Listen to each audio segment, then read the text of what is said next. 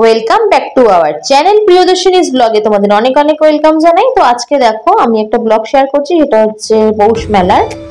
তো ফার্স্টেই দেখো আমি রেডি হয়ে নিলাম, আমি আমার মেয়ে আর হাজবেন্ড তিনজনে মিলে যাচ্ছি হচ্ছে শ্যামনগর পৌষ মেলা।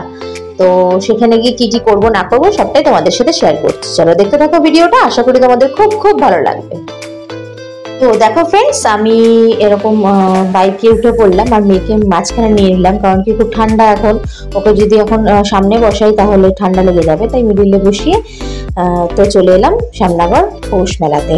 তো মানে প্রচন্ডই মেলাটা ভিড়। তো আমরা মোটামুটি রাত্রের দিকে এসেছিলাম, 9টা সাড়ে 9টার দিকে। তো 10টার সময় এই মেলা আবার বন্ধ হয়ে যায়, তো সেই জন্য খুব তাড়াতাড়ি করে আর কি ভিতরে যাচ্ছিলাম, যাতে একটু মেলাটা ঘুরতে পারি, যাতে বন্ধ না হয়ে যায়। তো ফার্স্টেই দেখো তোমাদের দোকানপাটগুলো দেখাই। এখানে কিছু বাদামের দোকান রয়েছে, তারপর সানগ্লাসের দোকান রয়েছে। তো মেলাতে যা যা থাকে আর কি সব কিছুই এখানে রয়েছে। তো এটা দেখতে দেখতে আমরা ফার্স্টে ঢুকে পড়বো মেলাতে। তার আগে দেখছি মেলার সামনেই এরকম ছোট ছোট বাচ্চাদের ক্লিপস বসেছে। তো মেয়ের জন্য কয়েকটা ক্লিপের বক্স নিয়ে নিলাম, যেগুলো ওকে সাজাতে পারবো না এরকম ড্রেসের সাথে। তো ওর তো খুবই পছন্দ হয়েছে, দেখো ও তো হাত থেকে ছাড়ছেই না।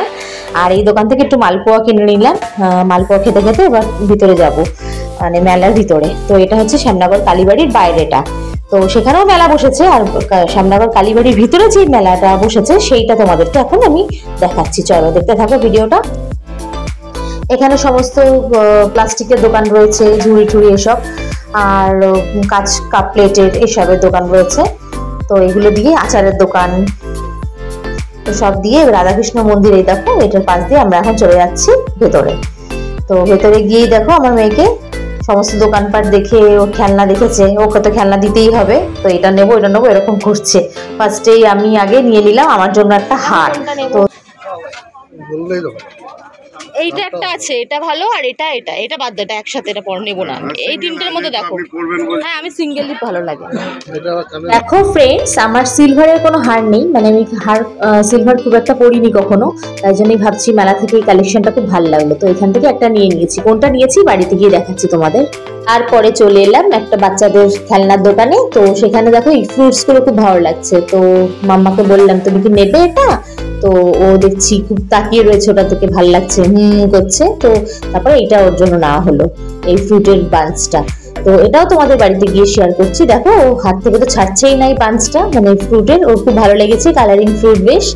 তো ও জানে, এখন শিখছে নতুন নতুন কোনটাকে কোন কি ফ্রুট বলে আর কি। তো এইটা নিয়ে সেই জন্য খুব মজা পেয়েছে, তোর পাপা ওকে এটা কিনে দিয়েছে। তো তারপরে আমরা একটু মেলাটা ঘুরে নিলাম, ঘুরে তারপরে আমরা এখন বেরিয়ে পড়ছি। কারণ কি, কারণটা সবার আগে বলি যে রাত 10টা বেজে যাচ্ছে। তো অর্ধেক দোকানপাট দেখতেই পাচ্ছ আমার পিছনে বন্ধ হয়ে যাচ্ছে। তো সেই জন্য আমরা বেরিয়ে পড়লাম। সবকিছু কেনা হলো না, কিছুটা কেনা হলো। আর তারপরে দেখো এখান থেকে একটু বাড়ির জন্য নিয়ে নিলাম জিলাপি, বাদাম, তারপর নিমকি, গুড়কাঠি, সবকিছু নিয়ে নিলাম বাড়ির জন্য, সবাই মিলে একসাথে খাবো করবো তাই।